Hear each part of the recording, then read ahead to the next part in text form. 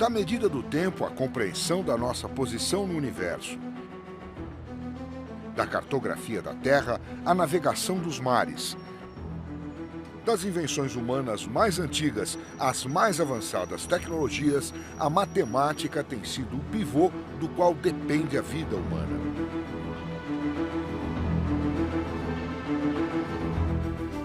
Os primeiros passos da jornada matemática humana foram dados pelas culturas antigas do Egito, da Mesopotâmia e da Grécia. Culturas que criaram a linguagem básica de número e cálculo.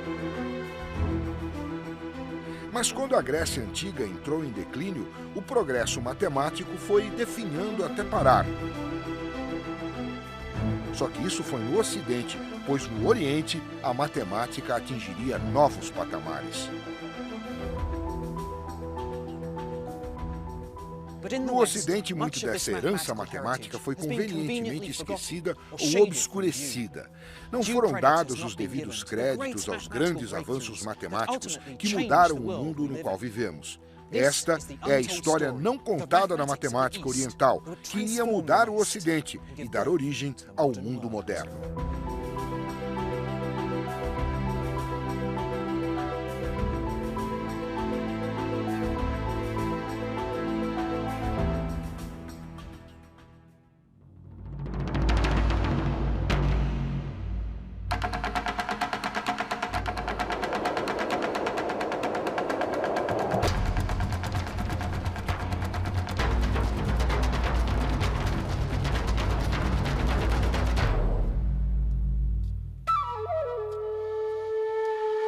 A Grande Muralha da China se estende por milhares de quilômetros. Levou quase 2000 anos para ser construída. Esta vasta muralha defensiva começou a ser erguida no ano 220 a.C. para proteger o crescente Império Chinês. A Grande Muralha da China é um feito notável de engenharia. Assim que começaram a construção, os antigos chineses perceberam que teriam que fazer cálculos sobre as distâncias, ângulos de elevação e quantidades de material.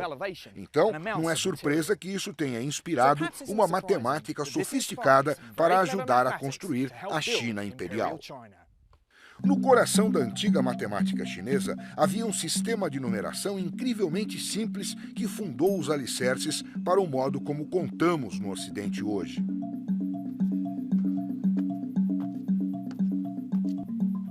Quando um matemático queria fazer uma soma, ele usava pequenas varas de bambu. Essas varas eram ordenadas para representar os números de 1 a 9.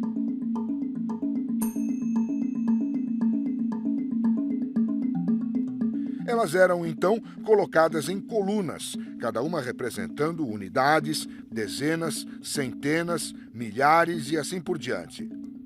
Assim, o número 924 era representado colocando o símbolo 4 na coluna das unidades, o símbolo 2 na coluna das dezenas e o símbolo 9 na coluna das centenas, 924.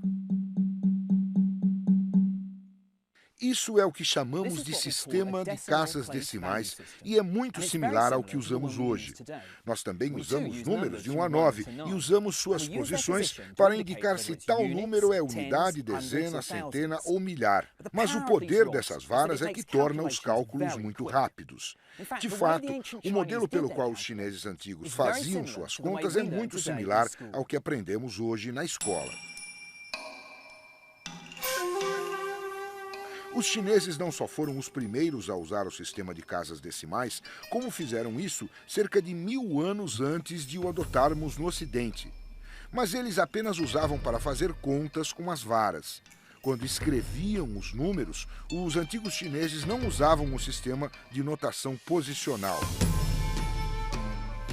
Em vez disso, eles usavam um sistema muito mais trabalhoso, no qual utilizavam símbolos especiais para dezenas, centenas, milhares e etc. Assim, o número 924 seria escrito como 9 centenas, 2 dezenas e 4. Não era muito eficiente. Veja, o problema era que os chineses antigos não tinham o conceito de zero. Eles não tinham um símbolo para zero. O zero simplesmente não existia como um número.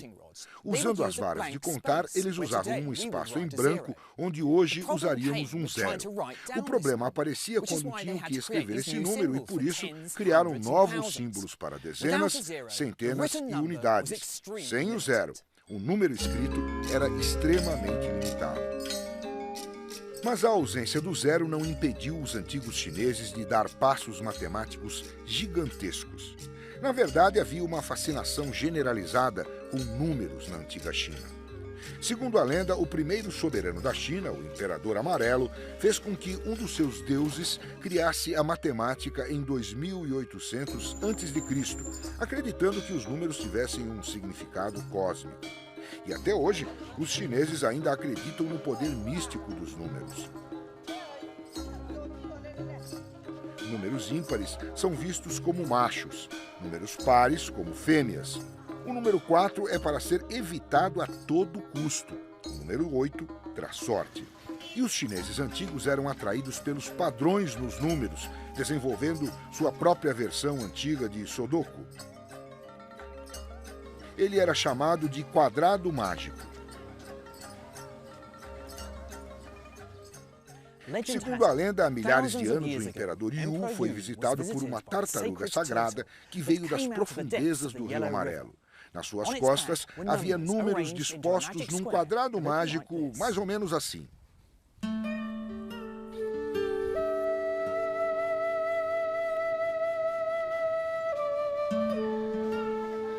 Neste quadrado, que eles consideravam ter grande significado religioso, os números em cada reta, horizontal, vertical e diagonal, todos totalizavam o mesmo número, 15. O quadrado mágico pode não ser mais do que um divertido quebra-cabeças, mas mostra o fascínio dos chineses antigos com padrões matemáticos. E não demorou para que começassem a criar quadrados cada vez maiores, com poderes matemáticos e mágicos ainda mais superiores.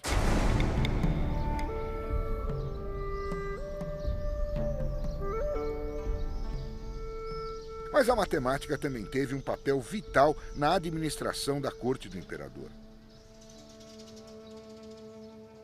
O calendário e o movimento dos planetas eram da maior importância para o imperador, influenciando todas as suas decisões e até a maneira pela qual o seu dia era planejado. Assim, astrônomos se tornaram membros de destaque na corte imperial. E astrônomos eram sempre matemáticos. Tudo na vida do imperador era governado pelo calendário e ele cuidava de seus amores com precisão matemática. O imperador até fez com que os matemáticos imperiais criassem um sistema para que ele dormisse com todo o vasto contingente de mulheres de seu harém. Sempre prontos para um desafio, os conselheiros matemáticos decidiram basear o harém numa ideia matemática chamada de progressão geométrica. A matemática nunca teve um propósito tão divertido. A lenda diz que no período de 15 noites o imperador tinha que dormir com 121 mulheres.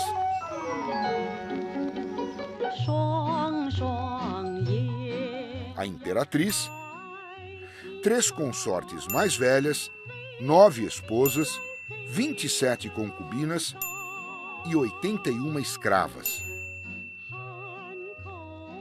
Os matemáticos logo perceberam que se tratava de uma progressão geométrica, uma série onde você passa de um número para o próximo, multiplicando pelo mesmo número todas as vezes, nesse caso, por 3. Cada grupo de mulheres é 3 vezes maior do que o grupo anterior. Assim, os matemáticos puderam rapidamente definir uma forma na qual, no espaço de 15 noites, o imperador dormisse com todas as mulheres do harém. A primeira noite era reservada para a imperatriz, a próxima para as 3 consortes. As 9 esposas vinham em seguida. As 27 concubinas eram escolhidas em rodadas de 9 por noite. E, finalmente, num período de 9 noites, ele dava conta de 81 escravas em grupos de 9 por noite.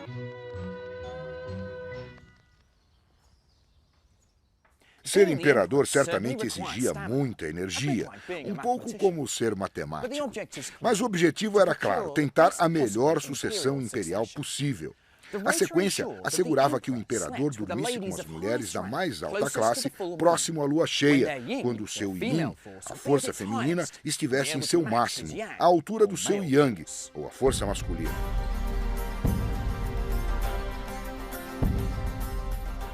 Não era apenas a corte do imperador que dependia da matemática, ela era essencial à administração do Estado. A China antiga era um vasto império em expansão, com um rígido código legal, ampla taxação e um sistema padronizado de pesos, medidas e moeda. O império necessitava de um serviço civil altamente treinado, competente em matemática. E para educar esses servidores civis, havia um livro-texto matemático, provavelmente escrito em torno de 200 a.C., os 9 capítulos. O livro é uma compilação de 246 problemas em áreas práticas como comércio, pagamento de salários e impostos. E no coração desses problemas está um dos temas centrais da matemática: como resolver equações. Equações são um pouco como uma palavra cruzada criptografada. Você recebe certa informação sobre alguns números desconhecidos e, com essa informação, você tem que deduzir quais são esses números desconhecidos. Por exemplo, com meus pesos e balanças, eu descobri que uma ameixa mais 3 pêssegos pesam um total de 15 gramas.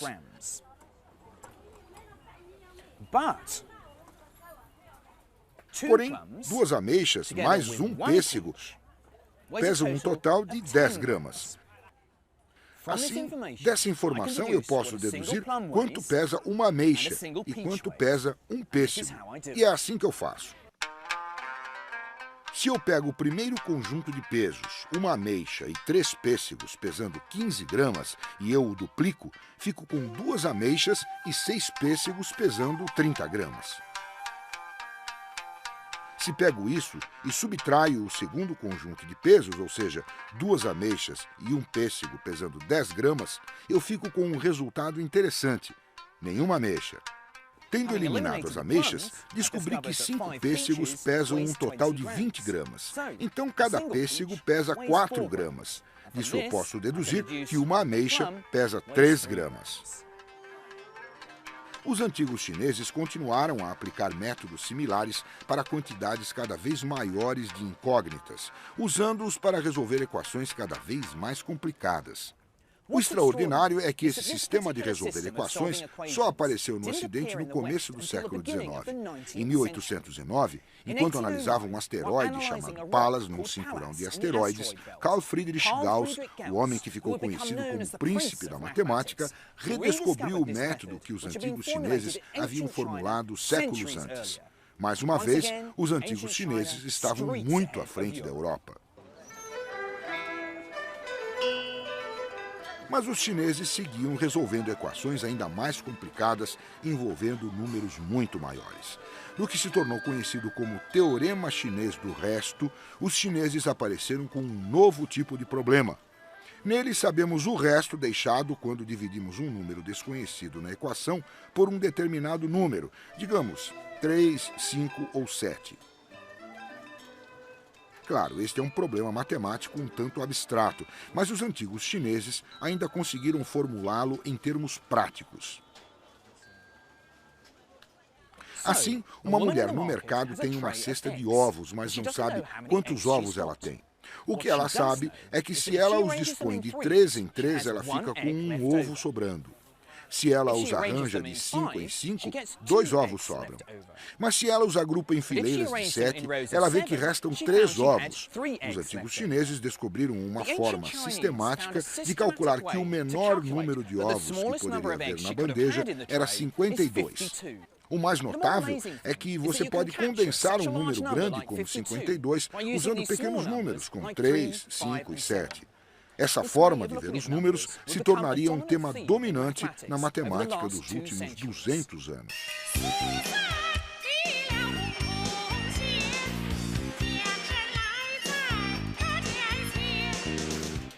Em torno do século VI d.C., o teorema chinês do resto estava sendo usado na antiga astronomia chinesa para calcular o movimento dos planetas. Mas hoje ele ainda tem suas aplicações práticas. A criptografia da internet codifica números usando matemática que tem sua origem no teorema chinês do resto.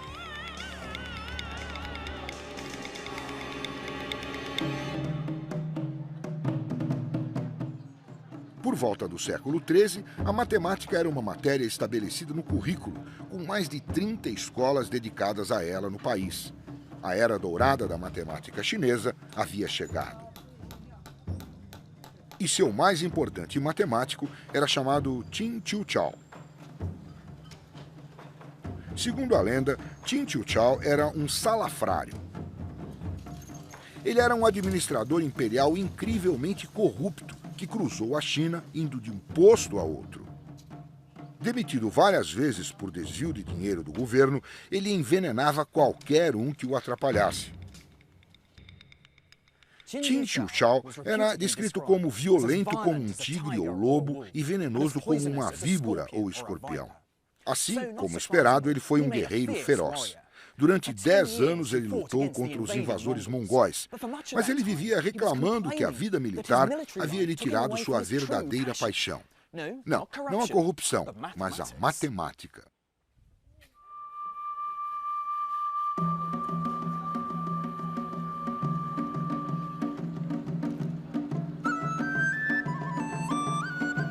Qin começou a tentar resolver equações que surgiram da necessidade de medir o mundo ao nosso redor. Equações quadráticas envolvem números que são elevados ao quadrado, ou à potência de 2, por exemplo, 5 vezes 5. Os antigos mesopotâmios já haviam percebido que tais equações eram perfeitas para medir formas planas, bidimensionais, como a Praça da Paz Celestial. Mas Qin estava interessado em equações mais complicadas, equações cúbicas. Elas envolvem números que são elevados ao cubo ou à potência de 3, digamos, 5 vezes 5 vezes 5. E elas são perfeitas para capturar formas tridimensionais como o mausoléu de Mao. Qin encontrou um modo de resolver equações cúbicas e era assim que funcionava. Digamos que Qin quisesse saber as dimensões exatas do mausoléu de Mao. Ele sabe o volume da construção e as relações entre as dimensões. Para conseguir sua resposta, Qin usa o que sabe para produzir uma equação cúbica. Então ele faz uma estimativa razoável sobre as dimensões.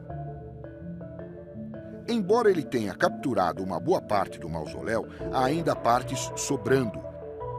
Ele pega tais partes e produz uma nova equação cúbica. Ele pode agora refinar a sua primeira estimativa, tentando achar uma solução para essa nova equação cúbica e assim por diante. Cada vez que ele faz isso, os pedaços que ficam se tornam cada vez menores e suas estimativas ficam cada vez melhores. O surpreendente é que o método de Qin de resolver equações só foi descoberto no Ocidente no século XVII, quando Isaac Newton criou seu próprio método muito similar. O poder de tal técnica é que ela pode ser aplicada a equações ainda mais complicadas. Qin chegou a usar sua técnica para resolver equações envolvendo números até a potência 10. Isso era extraordinário, matemática altamente complexa. Qin podia estar à frente do seu tempo, mas havia um problema com a sua técnica. Ela somente lhe dava uma solução aproximada. Isso pode ser bom para um engenheiro, mas não para um matemático. Matemática é uma ciência exata. Gostamos que as coisas sejam precisas. E Qin simplesmente não conseguiu descobrir uma fórmula que lhe desse uma solução exata para essas equações complicadas.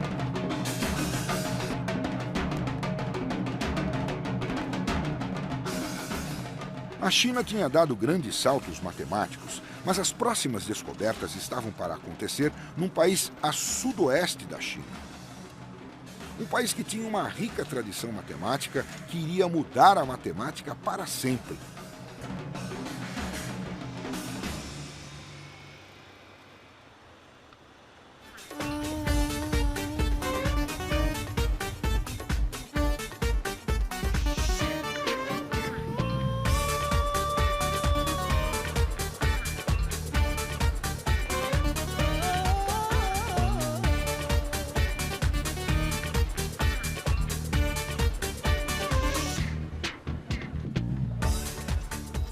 primeiro legado matemático da Índia está no mundo dos números. Assim como os chineses, os hindus haviam descoberto os benefícios do sistema decimal de números e o usavam desde o século III d.C. Alguns acreditam que os indianos aprenderam o sistema com os mercadores chineses que viajavam pela Índia com suas varas de bambu para contar. Ou talvez eles o tenham encontrado sozinhos. Isso foi há tanto tempo que está envolto em mistério.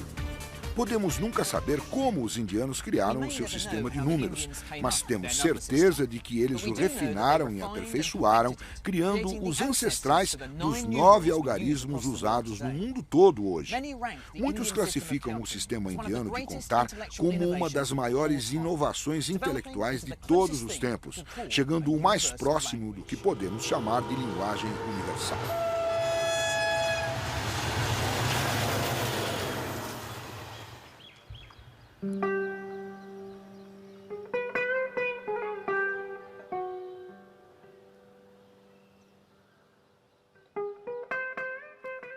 Porém, havia um número faltando e foram os indianos que o apresentaram ao mundo.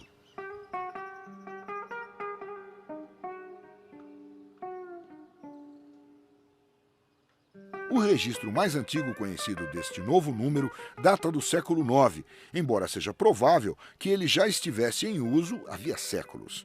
Esse estranho novo número está gravado na parede de um pequeno templo no forte de Gwalior, na Índia Central.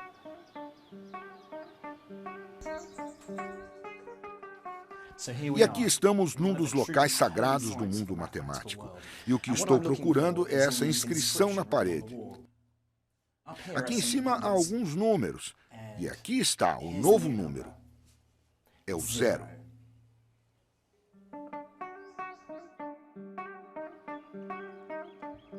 É intrigante pensar que antes de os indianos o inventarem, não havia número 0.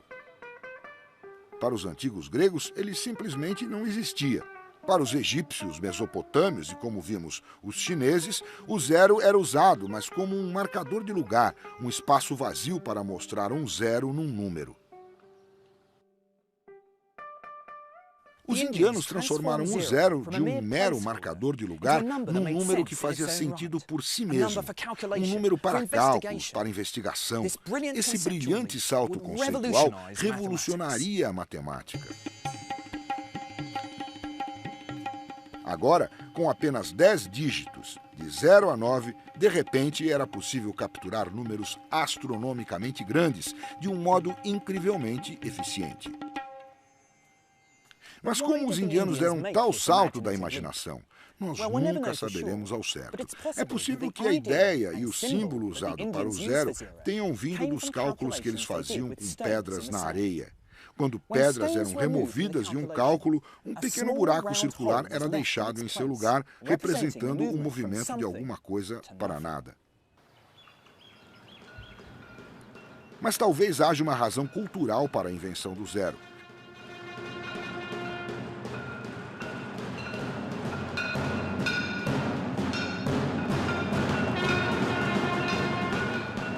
Para os indianos antigos, o conceito do nada e da eternidade está no cerne de seu sistema de crenças.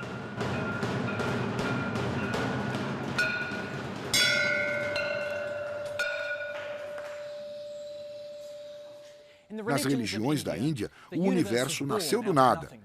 E nada é o objetivo final da humanidade. E assim, não é surpresa que uma cultura que acolhe tão bem o vazio estivesse satisfeita com a noção do 0. Os indianos até usavam a palavra para a ideia filosófica do vazio, shunya, para representar o novo termo matemático 0.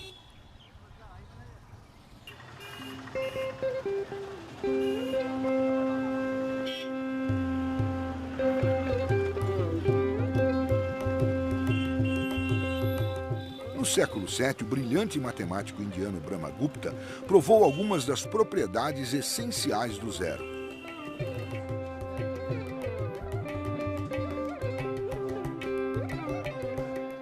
As regras de Brahmagupta sobre cálculo com 0 são ensinadas em escolas por todo o mundo até hoje. 1 mais 0 é igual a 1. 1 menos 0 é igual a 1. 1 vezes 0 é igual a 0.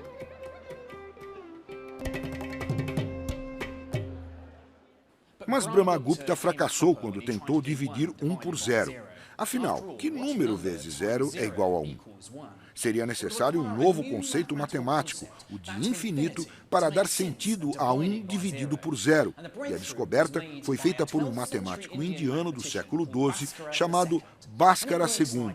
E funciona assim: se eu pego uma fruta e divido em duas metades, eu fico com 2 pedaços. Portanto, 1 dividido pela metade é 2. Se eu divido em terços, fico com 3 pedaços.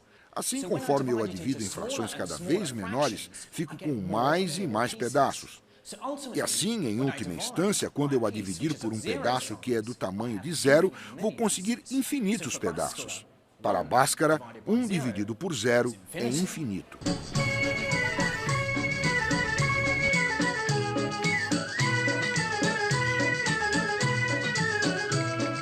Mas os indianos iriam adiante nos cálculos com o 0.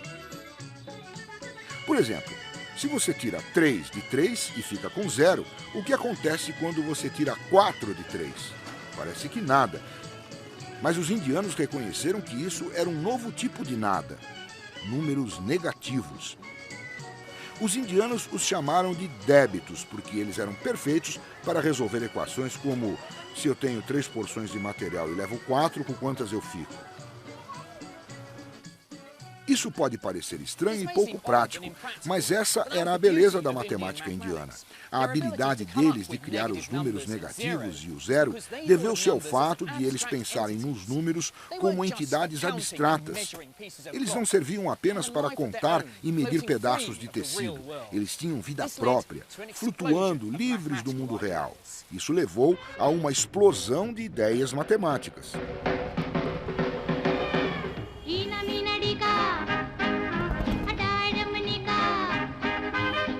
A abordagem abstrata dos indianos logo revelou uma nova faceta do problema de como resolver equações quadráticas, ou seja, equações envolvendo números elevados à potência 2.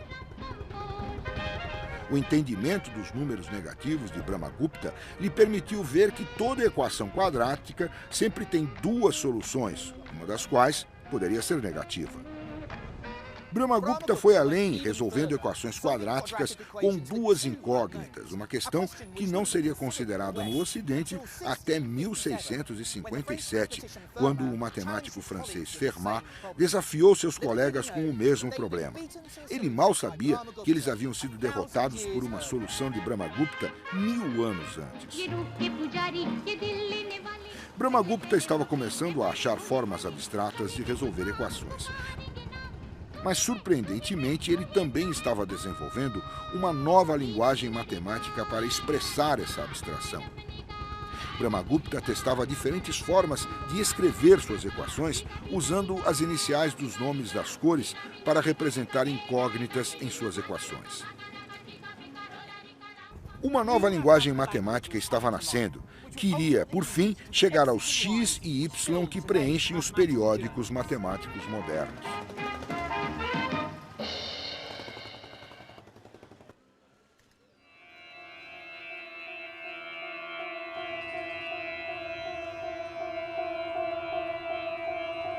Mas não era somente uma nova notação que estava sendo desenvolvida. Os matemáticos indianos foram responsáveis por descobertas fundamentais na teoria da trigonometria. O poder da trigonometria está no fato de ela agir como um dicionário, traduzindo números em geometria e o contrário. Embora primeiramente desenvolvida pelos antigos gregos, foi nas mãos dos matemáticos indianos que o assunto realmente progrediu. No seu âmago está o estudo dos triângulos retângulos. Em trigonometria, você pode usar este ângulo aqui para achar a razão do lado oposto para o lado mais longo. Há uma função chamada função seno que, quando você dá o valor do ângulo, retorna essa razão. Por exemplo, neste triângulo, o ângulo é cerca de 30 graus. Portanto, o resultado da função seno é 1 por 2, mostrando que este lado é metade do tamanho do lado maior. A função seno nos permite medir distâncias onde não conseguimos fazer uma medida precisa. Até hoje ela é usada em arquitetura e engenharia. Os indianos a usavam para medir a terra em volta deles, navegar os mares e, eventualmente, mapear as profundezas do próprio espaço. Ela era essencial para o trabalho de observatórios como este aqui, em Delhi, onde astrônomos iriam estudar as estrelas. Os astrônomos indianos sabiam usar a trigonometria para deduzir a distância relativa da Terra para a Lua e o Sol. Você só pode fazer o cálculo quando a Lua está meio cheia, pois é quando ela está diretamente oposta ao Sol, de forma que Sol, Lua e Terra formem um triângulo retângulo. Assim, os indianos puderam medir que o ângulo entre o Sol e o observatório era 1/7 de grau. A função seno de 1/7 de grau me dá uma razão de 400 por 1. Isso significa que o Sol está 400 vezes mais longe da Terra do que a Lua. Assim, usando trigonometria, os matemáticos indianos puderam explorar o sistema solar sem jamais ter deixado a superfície terrestre.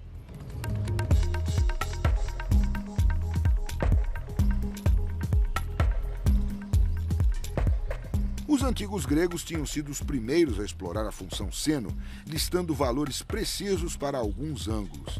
Mas eles não sabiam calcular os senos de qualquer ângulo. Os indianos foram muito além, estabelecendo para si mesmos uma tarefa monumental. A busca estava lançada para encontrar uma forma de calcular o seno de qualquer ângulo que fosse dado.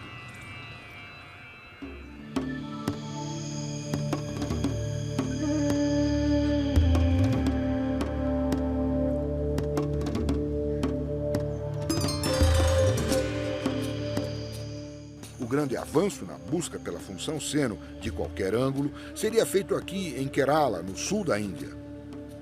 No século XV, esta região do país se tornou sede de uma das mais brilhantes escolas de matemática que já existiram. Seu líder era chamado Madhava e ele iria fazer muitas extraordinárias descobertas matemáticas. A chave para o sucesso de Madhava era o conceito de infinito. Madhava descobriu que você poderia somar infinitas coisas com resultados dramáticos. Culturas anteriores ficavam inseguras com essas somas infinitas, mas Madhava adorava brincar com elas. Por exemplo, é assim que o 1 pode ser obtido somando um número infinito de frações. Eu estou indo de 0 a 1 no meu barco, mas posso dividir minha jornada em infinitas frações. E assim posso chegar à metade. Posso então navegar mais um quarto, depois mais um oitavo, e então mais um 16avos e assim por diante. Conforme mais adiciono frações menores, mais eu chego perto do 1, mas só vou chegar lá quando tiver somado um número infinito de frações. Física e filosoficamente parece um desafio e tanto somar um número infinito de coisas, mas esse é o poder da matemática, dar sentido ao impossível. Ao produzir uma linguagem para articular e manipular o infinito, você pode provar que depois de um número infinito de passos, você chega ao seu destino. Tais somas infinitas são chamadas de séries infinitas, e Madhava estava fazendo muita pesquisa sobre a conexão entre essas séries e a trigonometria. Primeiro ele percebeu que poderia usar o mesmo princípio de somar infinitas frações para calcular um dos números mais importantes em matemática: π. Π é a razão entre o tamanho da circunferência de um círculo e seu diâmetro. É um número que aparece em todo tipo de matemática, mas é especialmente útil para engenheiros, pois qualquer medida de curva logo acaba precisando do π. Assim, durante séculos, matemáticos procuraram por um valor preciso para o π.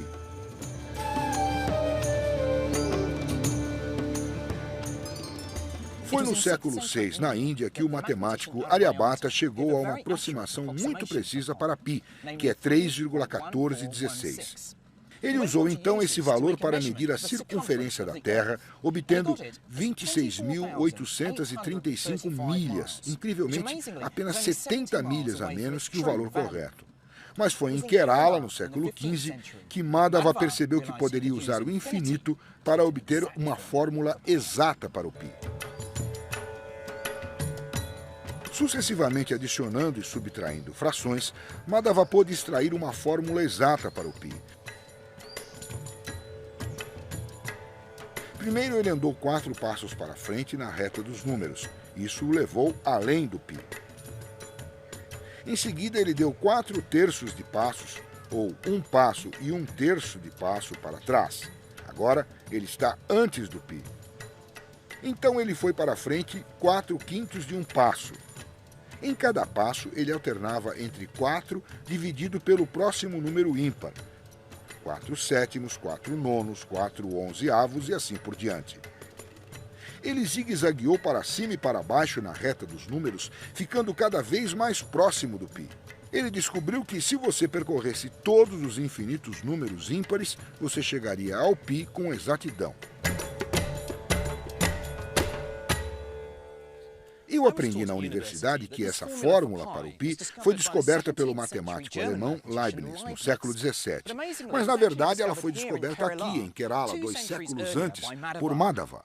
Ele foi em frente usando o mesmo tipo de matemática para criar séries infinitas da função seno em trigonometria.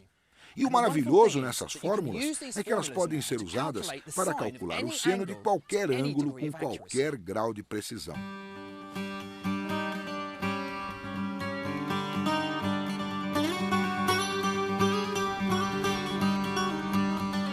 Parece incrível que os indianos tenham feito essas descobertas séculos antes dos matemáticos ocidentais.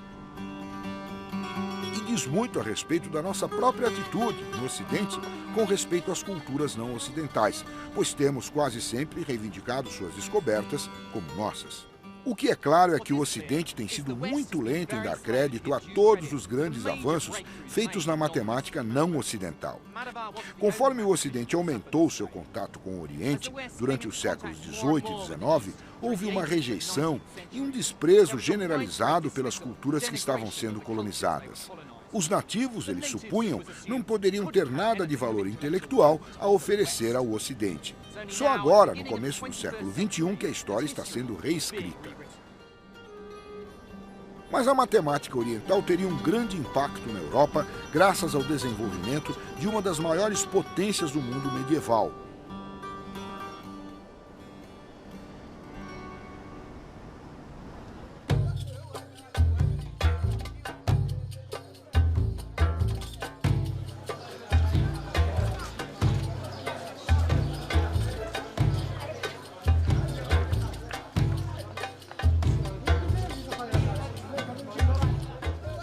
No século VII, um novo império começou a se espalhar pelo Oriente Médio.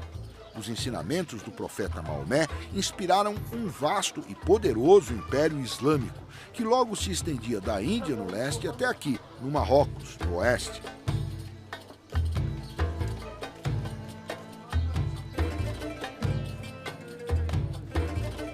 E no coração deste império ficava uma vibrante cultura intelectual.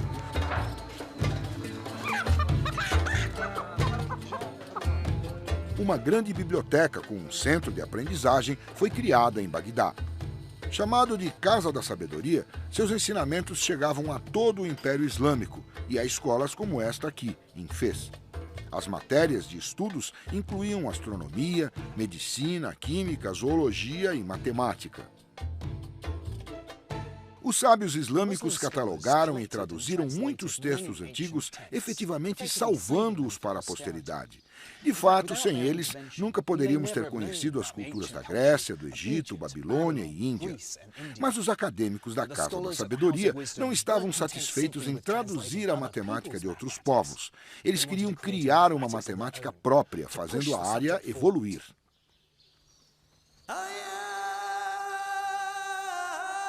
Tal curiosidade intelectual era ativamente encorajada nos primeiros séculos do Império Islâmico.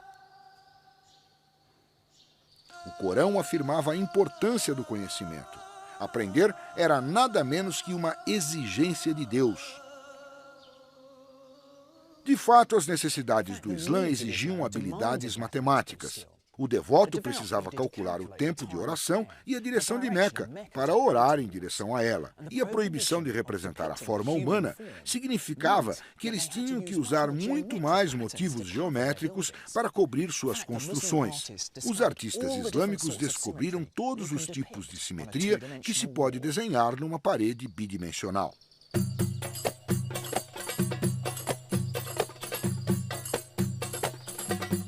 O diretor da Casa da Sabedoria em Bagdá era um acadêmico persa chamado Mohammed al-Khawarizmi.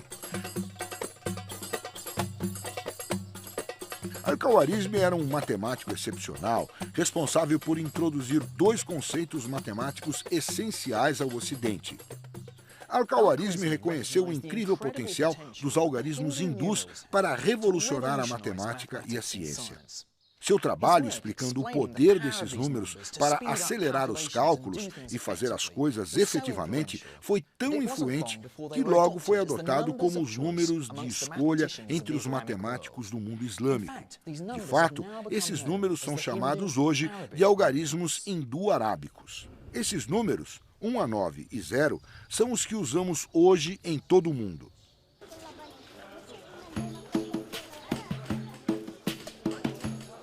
Mas Al-Khawarizmi iria criar uma linguagem matemática totalmente nova. Era chamada de álgebra e teve o nome dado por causa do título do seu livro, Al-Jabr wal-Muqabala, ou Cálculo por Recuperação e Redução.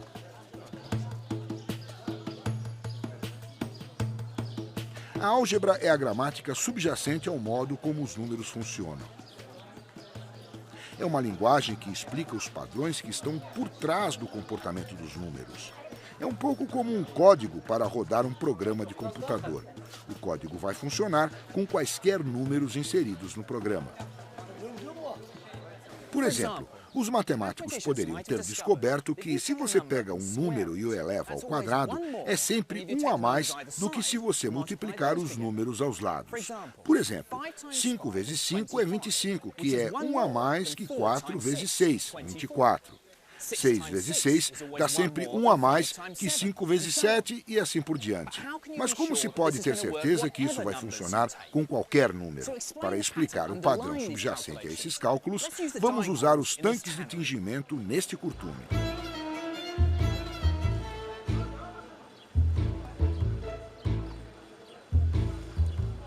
Se tomarmos um quadrado com 25 tanques com 5 por 5 e tirarmos uma linha e a acrescentarmos no fundo, ficamos com 6 por 4, com 1 sobrando.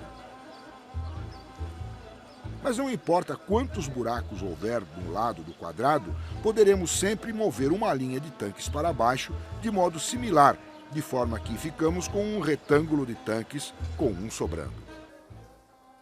A álgebra foi um imenso avanço.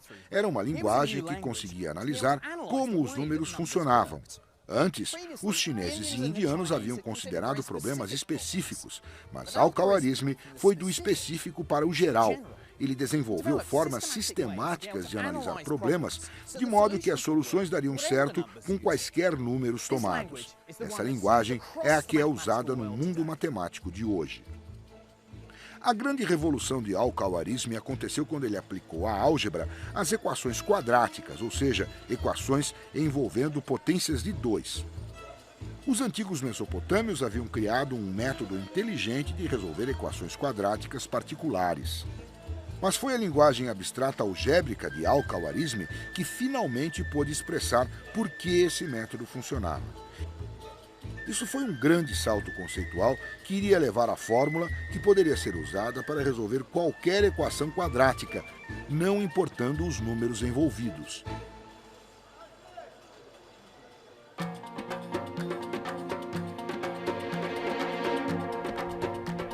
O próximo santo graal matemático foi achar um método geral que resolvesse todas as equações cúbicas, equações que incluem potências de 3.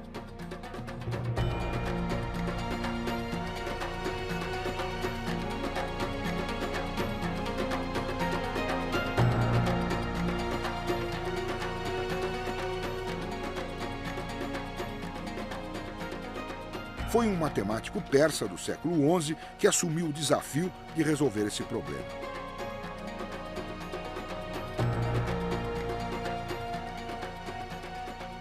Seu nome era Omar Khayyam e ele viajava por todo o Oriente Médio calculando onde estivesse. Mas ele era famoso por outra razão muito diferente. Khayyam era um celebrado poeta, autor do grande poema épico Rubaiyat. Pode parecer estranho um poeta ser um ótimo matemático, afinal a combinação não vem à mente de imediato. Mas, na verdade, há muita similaridade entre as duas disciplinas. A poesia, com sua estrutura de rima e padrões rítmicos, combina a construção de uma demonstração lógica matemática. O maior trabalho matemático de Khayyam foi dedicado a achar um método geral de resolver todas as equações cúbicas. Em vez de considerar exemplos particulares, Khayyam conduziu uma análise sistemática do problema fiel ao espírito algébrico de Al-Khwarizmi. A análise de Khayyam revelou pela primeira vez que havia vários tipos de equação cúbica. Mas o que o atrapalhou foi que ele ainda era muito influenciado pela herança geométrica dos gregos. Ele não separava a álgebra da geometria. Ele nem mesmo considerava equações de graus mais altos, porque descreviam objetos geométricos em mais de 3 dimensões, algo que ele tinha como impossível. Embora a geometria lhe tenha permitido examinar essas equações cúbicas, até certo ponto, ele não conseguiu obter uma solução puramente algébrica. Mais de 500 anos se passariam antes que os matemáticos pudessem dar o salto e achar a solução geral da equação cúbica. E esse salto seria finalmente dado no Ocidente, na Itália.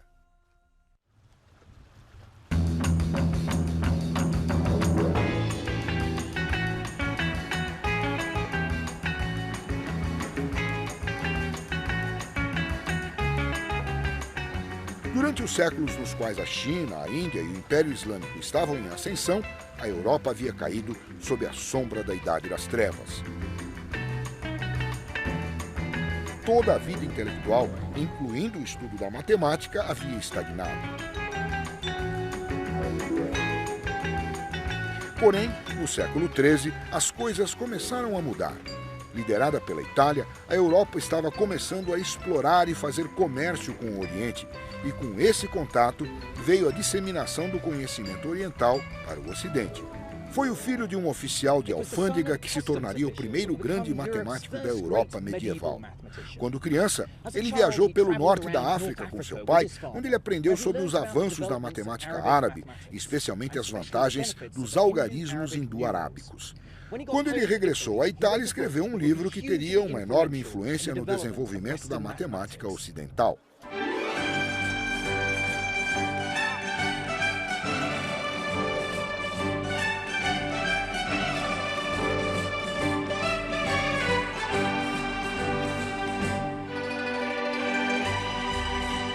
O matemático chamava-se Leonardo de Pisa, mais conhecido como Fibonacci.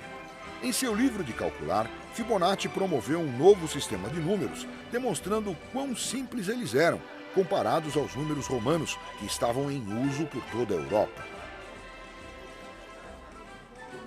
As contas eram muito mais fáceis, um fato que teve grande impacto para quem lidava com números, praticamente todo mundo, de matemáticos a mercantes. Mas havia uma desconfiança disseminada sobre esses novos números. Velhos hábitos demoram a desaparecer e as autoridades simplesmente não confiavam neles. Alguns acreditavam que eles seriam mais propensos a fraudes, que se poderia ludibriar com eles. Outros acreditavam que seriam tão fáceis de usar em cálculos que dariam poder às massas, tirando a autoridade da inteligência, que sabia como usar os números antigos. A cidade de Florença chegou a bani-los em 1299, mas com o passar do tempo, o senso comum prevaleceu. Um novo sistema se espalhou por toda a Europa e o antigo sistema romano tornou-se extinto. Finalmente, os números indo-arábicos, 0 a 9, triunfaram.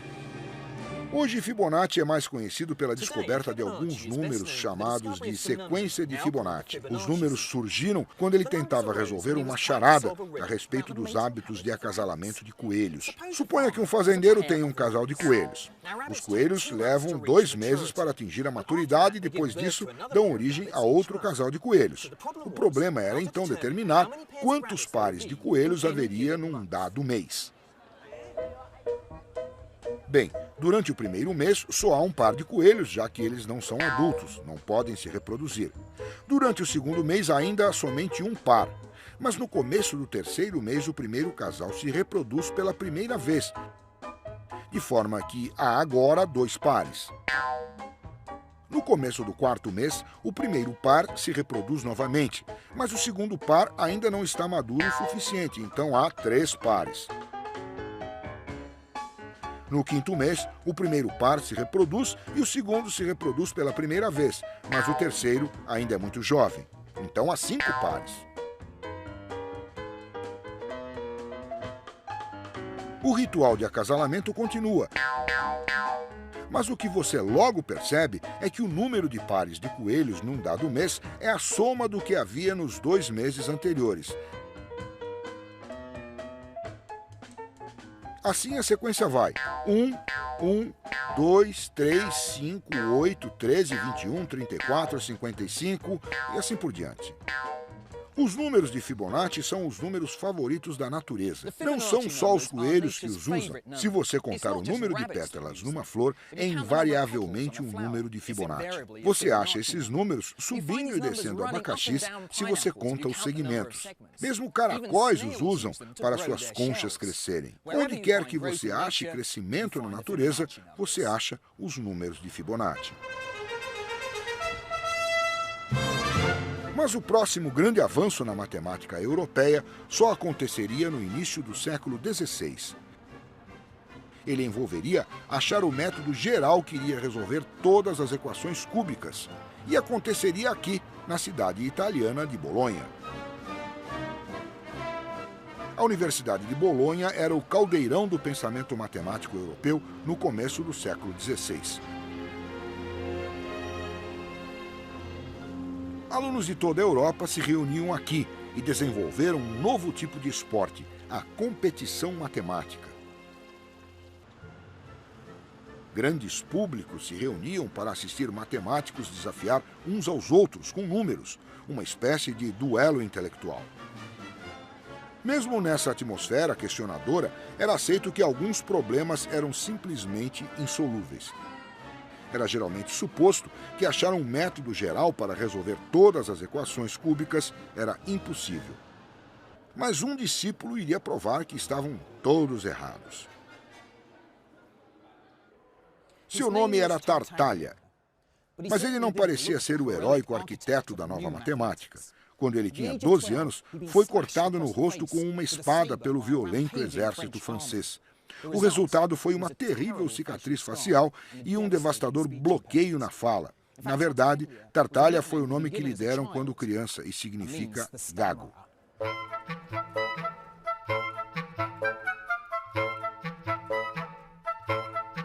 Desprezado por seus colegas de classe, Tartaglia se refugiou na matemática. E não demorou para que ele encontrasse a fórmula para resolver um tipo de equação cúbica. Mas Tartaglia logo descobriu não ser o único a acreditar ter resolvido a cúbica. Um jovem italiano chamado Fior estava se gabando de também ter a fórmula secreta para resolver as equações cúbicas. Quando a notícia se espalhou sobre as descobertas dos 2 matemáticos, uma competição foi arranjada para confrontá-los. O duelo intelectual do século estava para começar.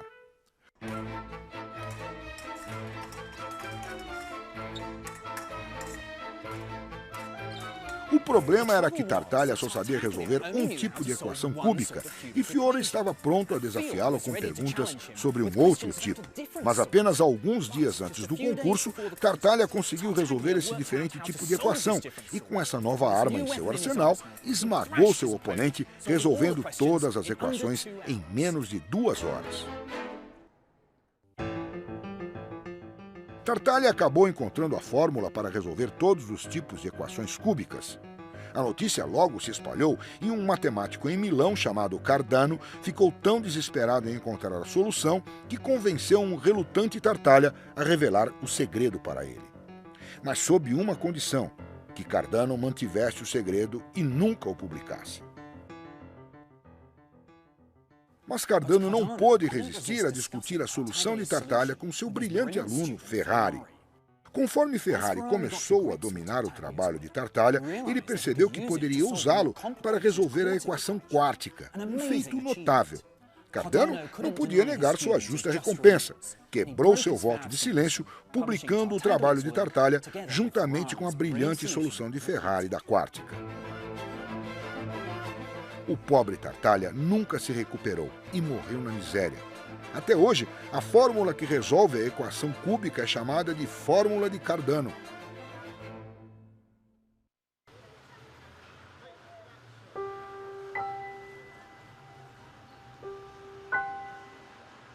Tartaglia pode não ter chegado à glória em vida, mas sua matemática conseguiu resolver um problema que intrigou os grandes matemáticos da China, Índia e do mundo árabe. Esse foi o primeiro grande feito matemático a acontecer na Europa moderna. Os europeus tinham agora em suas mãos a nova linguagem da álgebra, as poderosas técnicas dos números indo-arábicos e os primeiros passos do domínio do infinito. Agora era hora de um mundo ocidental começar a escrever histórias matemáticas em linguagem oriental. A revolução matemática estava prestes a começar.